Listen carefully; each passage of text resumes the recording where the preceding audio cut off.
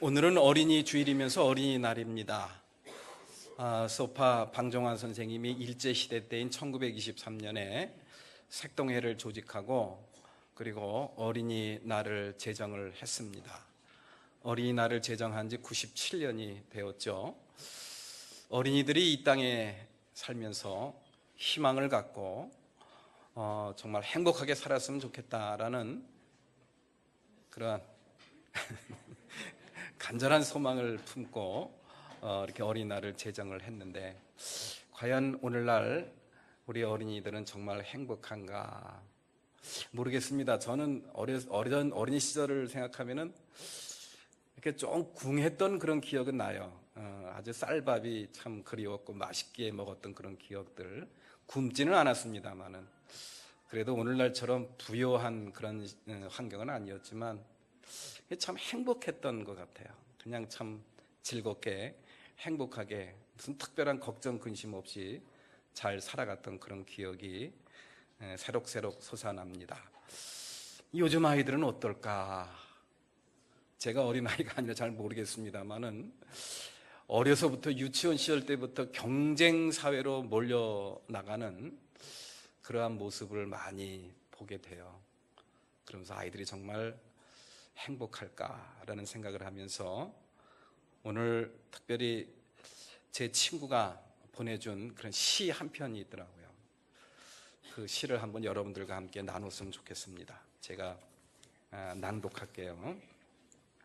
이렇게 세상이 아름다운 것은 오인태, 다시 봄이 오고 이렇게 숲이 눈부신 것은 파릇파릇 새잎이 눈뜨기 때문이지. 저렇게 언덕이 듬직한 것은 쑥쑥 새싹들이 키 크기 때문이지. 다시 봄이 오고 이렇게 도랑물이 생기를 찾는 것은 갓 깨어난 올챙이 송사리들이 쫄래쫄래 물속에 놀고 있기 때문이지. 저렇게 농삿집 뜰하기 따뜻한 것은 갓 태어난 송아지, 강아지들이 올망졸망 봄볕에 몸 부비고 있기 때문이지. 다시 봄이 오고 이렇게 세상이 아름다운 것은 새잎 같은 너희들이 있기 때문이지. 새싹 같은 너희들이 있기 때문이지. 다시 5월이 찾아오고 이렇게 세상이 사랑스러운 것은 올챙이 같은 송사리 같은 너희들이 있기 때문이지. 송아지 같은 강아지 같은 너희들이 있기 때문이지. 아멘이 나올 것 같죠? 5월의 아름다움을 새싹들 그리고 또 갓 깨어난 올챙이 송사리들을 보면서 5월의 아름다움을 노래하고 있으면서 이 세상이 이렇게 아름다운 것은 우리들 앞에서 뛰어노는 어린 새싹들, 그런 새싹들, 올챙이 같은 송아지 같은 강아지 같은 그런 새싹들이 있기 때문에 이 세상이 이렇게 행복한 것이다 라는 시인의 노래였습니다. 아무쪼록 우리 어린 아이들이 이 땅에서 희망을 갖고 그리고 또 행복하게 살 수 있는 그런 나라가 되었으면 참 좋겠습니다. 5월달 가정의 달을 맞이해서 가정의 행복을 우리는 다시 한번 생각을 해보게 됩니다. 아담에게 배필로 하와를 만들어 주셨다고 성경은 저희들한테 전해주고 있습니다. 그래서 이 땅에 가정이라는 것이 생기게 되었죠. 가정은 하나님이 만들어 주신 것입니다. 그러면 그 가정을 만들어 주신 뜻이 무엇일까? 그것은 다른 게 아니죠. 행복입니다. 행복하게 살게 하기 위해서 하나님께서 인간들에게 가정을 만들어 주셨습니다. 가정은 행복한 삶을 위해서 하느님이 지어주신 아주 특별한 장소라고 볼 수가 있습니다. 독일의 문호인 괴테도 그래서 이런 이야기를 했어요. 임금이든 백성이든 자기 가정에서 평화를 찾는 자가 가장 행복한 인간이다. 사람들은 행복을 찾기 위해서 또 평화를 찾기 위해서 사람들은 돈을 쫓아가기도 합니다. 또 평화와 행복을 찾기 위해서 권세를 쫓아가고 또 명예를 쫓아가기도 합니다. 예, 거기에서 행복을 찾고 평화를 누린다고 한다면 다행입니다마는, 그러나 그것이 진정한 평화가 되지 못하고 진정한 행복이 되지 못한다는 그런 가르침이 우리 옛 성현들의 깨달음이고 그런 가르침이죠. 그리고 성서의 가르침이기도 합니다. 결국 인간 진정한 평화와 진정한 행복을 누리려면 그것을 가정에서 찾아야 된다. 가정에서 찾지 못하면 그 어디에서도 찾을 수가 없다라는 것이 우리 옛 성현들의 가르침이기도 하고 또 우리 성서의 가르침이기도 합니다. 우리 5월달 어린이날, 어버이날이 있는 이 5월달을 맞이해서 우리의 가정을 한번 돌아보고, 우리의 가정은 하나님께서 원하시는 대로 정말 그렇게 행복한 가정인가를 다시 한번 성찰하고 또 생각해 볼 수 있는 그런 시간이 되었으면 좋겠습니다. 자, 그러면은 하나님께서 행복하라고 만들어준, 또 진정한 평화를 누리라고 만들어준 우리의 가정은 정말 행복한가? 예, 여러분들 모두 다 행복하실 줄로 믿습니다. 행복하신 가정은 그 행복을 계속해서 누리시고 나아가 그 행복을 우리 이웃들에게도 나눠줄 수 있는 그런 복된 가정들이 다 되시기를 주님의 이름으로 축복합니다. 아니면은 우리가 좀 행복하지 않다든지 좀 부족한 게 있다든지 하면은 오늘 이 시간 우리 행복한 가정을 위해서 우리가 무엇을 어떻게 해야 될지 오늘 성경 말씀을 통해서 주시는 그러한 말씀을, 그 말씀 속에 담겨 있는 교훈을 마음 깊이 새길 수 있는 그런 시간이 되었으면 좋겠습니다. 우리가 불행을 느끼는 것은 단도직입적으로 직접적으로 표현한다고 한다면은 불만 때문에 그렇습니다. 우리 마음의 불만이 해소되지 않으면은 진정한 행복을 우리가 누릴 수가 없어요. 우리 마음속에 있는 불만을 해소하지 못한다고 한다면은 진정한 평화를 누릴 수가 없죠. 근데 오늘 성경 말씀을 통해서 저희들에게 그러한 불만을 갖다가 일소 단번에 해소해 줄 수 있다는 사실을 저희들한테 가르쳐 주고 있습니다. 그 말씀이 바로 3절 말씀이죠. 3절 말씀을 우리가 다 같이 한번 읽어볼까요? 내가 잘되고 땅에서 오래 살 것이다. 아멘. 이 말씀은 구약성경 출애굽기 20장에 나오는 말씀과 그리고 신명기 5장 16절에 나오는 그러한 신령한 복, 땅의 기름진 복, 이 모든 것들을 갖다가 한꺼번에 아우르는 그러한 놀라운 축복의 말씀입니다. 하늘의 신령한 은혜와 땅의 기름진 은혜, 영육간의 강건함, 이 모든 것들을 갖다가 포괄하는 그러한 축복의 말씀이 바로 이 3절 말씀이에요. 내가 잘 된다라는 그런 이야기. 잘 되면은요 행복합니다. 잘 되면은 만족합니다. 만족하면 행복한 거예요. 잘 된대요. 그리고 이 땅에서 오래 산대요. 그러니까 이 말씀이 기록될 그 당시, 지금부터 약 2000년 그 당시에는요, 오래 산다는 것은 모든 복의 총합체입니다. 사람들이 잘 산다는 그런 상징적인 표현이 오래 사는 거예요. 오래 살려면은 잘 먹어야 됩니다. 그리고 가정이 평안해야 됩니다. 병이 없어야 됩니다. 그 당시는 이 평균 수명이 굉장히 짧았어요. 예, 태어나자마자 많은 어린이들이 죽고 또 자라면서도 병들어 죽고 사고 나서 죽고 전쟁 나가서 죽고, 그래서 20세, 30세를 넘기는 것이 쉽지가 않았어요. 그래서 우리 얼마 전까지만 해도 이 환갑 때는 뭘 합니까? 영정사진을 찍습니다. 이제 죽을 날을 기다리는 거예요. 근데 요즘에 60세 때 영정사진 찍는 사람은 없죠, 그죠? 장수사진이라고는 합니다만. 예. 오래 산다는 거, 이건 다른 뜻이 아니에요. 잘 산다는 그런 이야기입니다. 행복하게 산다라는 그러한 축복의 그러한 상징적인 그런 문학적인 표현이 이런 식으로 표현된 것이죠. 예, 내가 잘 되고 땅에서 오래 사는, 다시 말해서 하늘의 신령한 은혜와 땅의 신령한 기름진 복을 다 누릴 수 있는 그 비결, 그것을 우리가 누릴 수가 있다고 한다면 우리는 행복하게 살 수가 있고 우리의 가정도 행복하게 살아갈 수가 있는 거예요. 그런데 그 행복한 그 비결이 바로 뭐냐?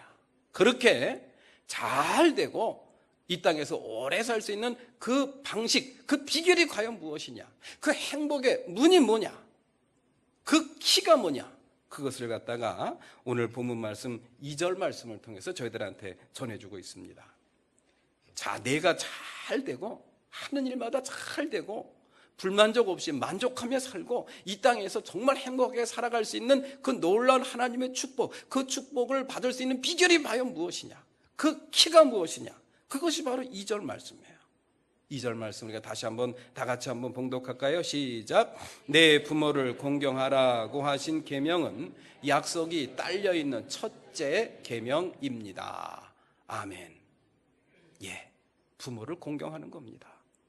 이 세상에서 우리가 살아가면서 해야 될 일, 아주 중요하고 꼭 해야 될 필수적인 그런 많은 일들이 있습니다만은 그 무엇보다도 중요한 것은 부모를 공경하는 일이라는 그런 이야기예요. 그래서 그 부모 공경하는 그 일을 잘 하면은 하나님께서 복을 주신대요. 복을 주시겠다라는 약속, 그 약속이 딸려있는 첫 계명이라는 그런 이야기예요.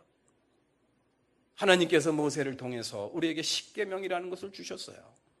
십계명을 보면은 하나님을 잘 섬겨라, 또 우상을 만들지 마라, 그리고 또 안식일을 지켜라, 하나님의 이름을 망령 때 일컫지 말라, 뭐 이런 말씀들이 있잖아요. 그런데 유독 안식일을 잘 지켜라, 그걸로 끝입니다. 안식일을 잘 지키면 내가 뭘 해주겠다? 그런 거 없어요. 안식일을 잘 지키는 것, 그것은 이 땅에 살아가고 있는 그런 하나님을 믿는 사람들, 이 땅에 살아가고 있는 모든 인간들이 해야 될 마땅한 일이에요. 그런데 안식일을 잘 지킨다고 무엇을 해주겠다라는 그런 축복의 약속은 없어요. 그런데 유독 이 5계명, 내 부모를 공경하라는 이 계명에는 하나님의 약속이 딸려 있어요. 무슨 약속입니까? 축복의 약속입니다. 사람들이 마땅히 해야 될 일임에도 불구하고 동서고금을 통해서 부모를 공경하라는 가르침은 그 어디에나 다 있습니다. 그럼에도 불구하고 그 약속을, 그 계명을 지키는 자들에게 하나님께서 축복을 해주시겠다라고 하신 특별한 약속을 해주신 그 이유가 뭐냐는 그런 것을 이 한 시간 우리가 한번 깊이 성찰을 해봤으면 좋겠어요. 왜 다른 계명에는 없는 이 5계명, 부모를 공경하라는 이 계명에만 하나님의 축복의 약속이 있을까? 그 축복이 뭡니까? 내가 잘 되고 이 땅에서 잘 사는, 땅에 기름진 은총과 하늘의 신령한 은혜를 모두 다 누리는 놀라운 복입니다. 왜 하나님께서 유독 이 계명에만, 부모님을 공경하라는 이 계명에만 하나님의 약속을 주셨나? 딸려 주셨나? 예, 다른 게 아닙니다. 그만큼 부모님을 공경하는 것, 일은 우리 인간에 있어서 가장 소중하고 소중한 일이라는 그런 이야기예요. 인간이 이 땅에서 인간답게 살아가고 정말 인간의 삶을 우리가 잘 영위할 수 있는 그런 첫 번째 비결이 바로 뭐냐? 부모를 공경하는 일이라는 거. 이것을 빼놓고는 다른 일을 할 수가 없다라는 그런 이야기예요. 가장 중요한 일이라는 그런 이야기입니다. 그래서 옛 성현들 간에 그런 이야기를 저희들한테 전해주고 있죠. 고사성어이기도 합니다만 효지 백행지본이라. 부모님께 효도하는 것은 100가지 행동의 근본이 된다. 100가지 행동을 잘 하려면 부모님을 공경하는 일부터 잘해야 된다는 그런 이야기. 부모님을 공경하지 못하면 100가지 일을 다 못할 수밖에 없다는 그런 이야기. 아니, 100가지 일을 남들이 보기에는 잘한다고 하지만 하나님이 보시기에는 그건 아니라는 그런 이야기죠. 의미가 없다라는 그런 이야기예요. 우리나라에 존경받는 그리스도인이 그렇게 많지 않습니다만은 가나안 농군학교를 설립했던, 그러면서 우리 참 이 산업 시대의 어려운 시절에 우리 대한민국 국민들의 정신을 일깨워 주셨던 장로님이 한 분 계세요. 여러분들 누군지 아시죠? 가나안 농군학교 설립자이신 김용기 장로님이십니다. 이분을 존경하지 않는 사람은 없어요. 네. 진보나 보수, 여야 할 것 없이 모든 사람들이 이분은 존경을 합니다. 그만큼 영이 깊고 참 맑으신 분이세요. 그리고 많은 사람들한테 자신의 몸소 삶으로 그렇게 본을 보여주셨던 참 훌륭하신 그런 신앙의 선배님이십니다. 이분이 7, 80년대 군부 독재 타도를 외치며 민주화를 위해서 데모하는 학생들 앞에서 연설을 할 기회가 있었습니다. 혈기왕성한, 그리고 독재 타도를 외치는 것에 대해서 정말 온 힘을 기울여 정의를 외치는 그런 젊은이들한테 이런 이야기를 했습니다. 데모할 줄 모르는 젊은이에게는 희망이 없다. 이 땅에서 불의를 향해 외치고 불의를 향해 저항하고 그리고 정의를 외치는 일은 젊은이들이 해야 될 일이다. 그러한 젊은이들이 있는 나라가 희망이 있다. 그런 놀라운 이야기를 합니다. 학생들이 박수를 쳤죠. 그랬더니 그 다음에 또 이어지는 말씀이 있었습니다. 그런데 여러분들 가운데 부모님에게 효도하지 않는 사람은 데모하지 말아라.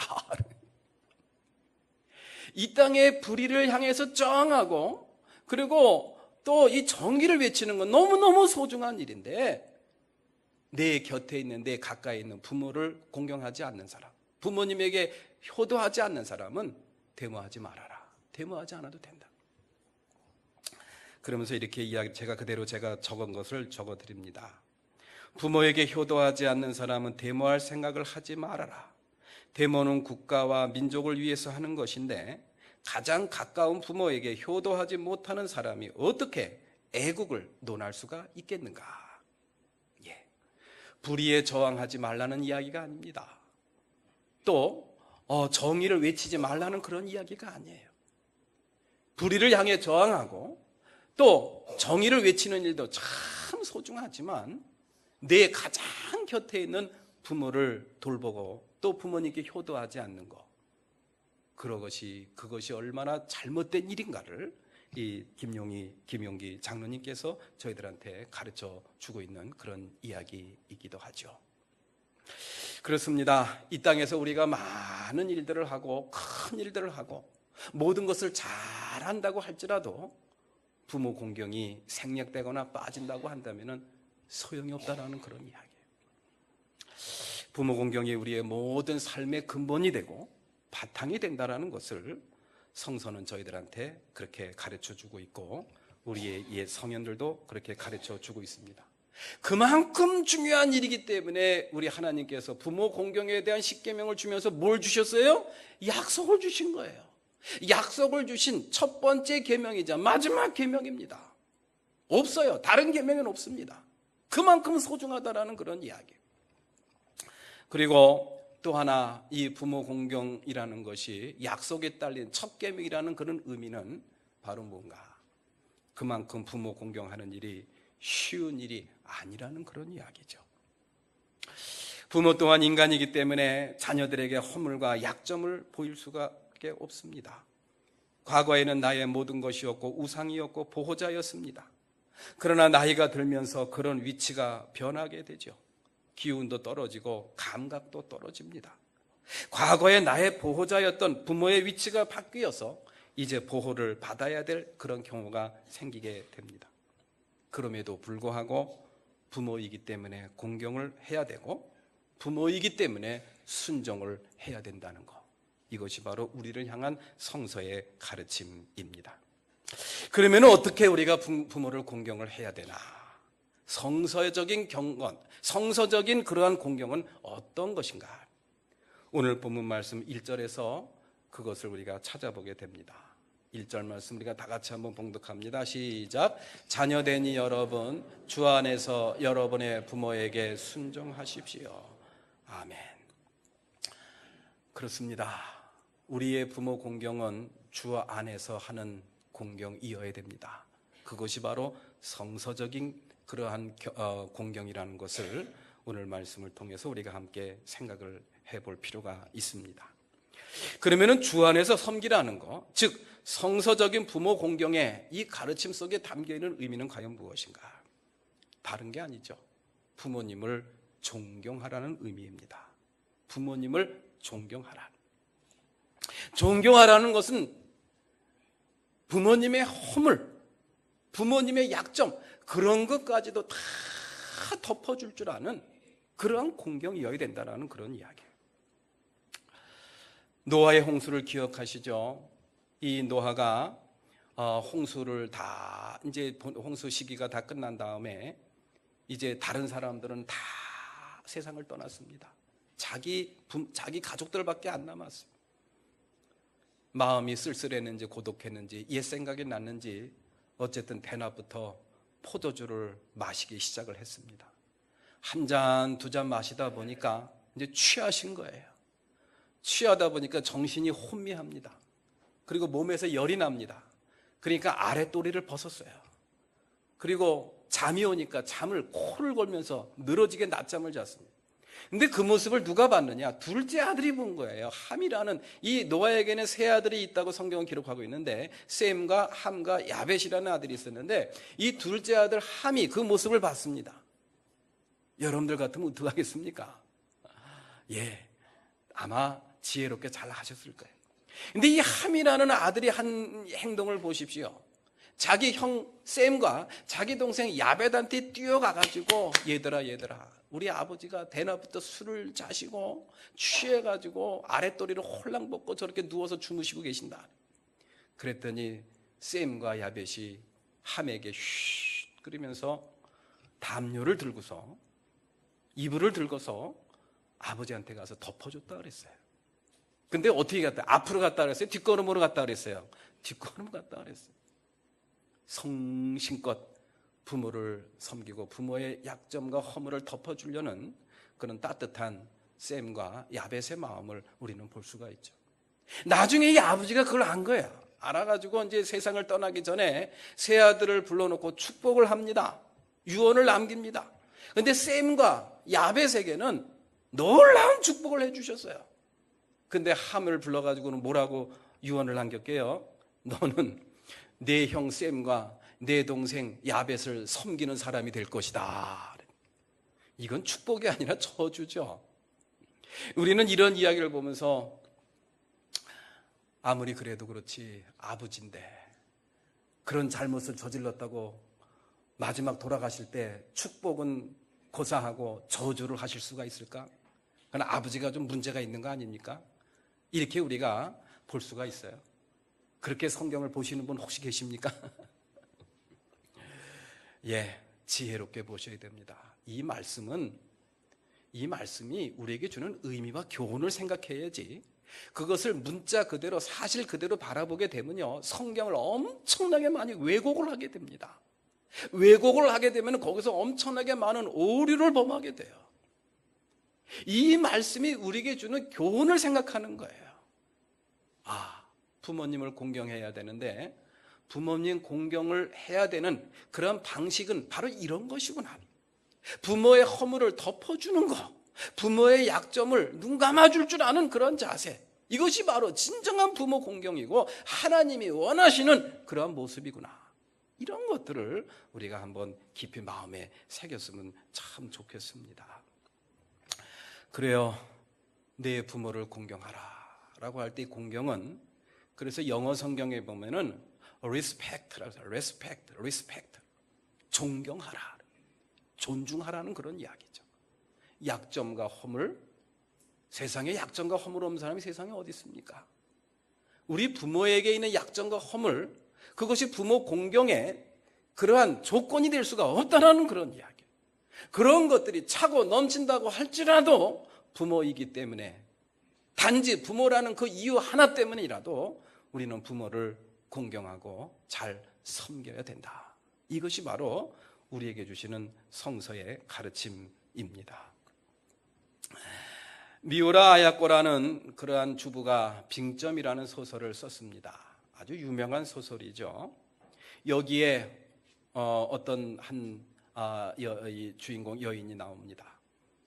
어떤 여성이 나오는데, 이 여성이 굉장히 행복하게 잘 살다가 어느 날 자기의 과거를 알게 됩니다.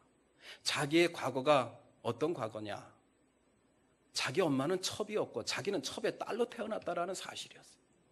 그러면서 그동안 어머니에 대한 그런 사랑, 어머니에 대한 신뢰, 그리고 자신이 누렸던 모든 행복, 이 모든 것들이 한꺼번에 일시에 확 무너지는 그런 경험을 합니다. 내 인생은 뭐야? 왜 하필 내가 첩의 아들이야, 첩의 딸이야? 이러면서 막 자기 심세를 한탄하고 자기 어머니를 원망하기 시작을 합니다. 어머니 할 말이 없죠. 결국은 그것을 극복을 하지 못해요.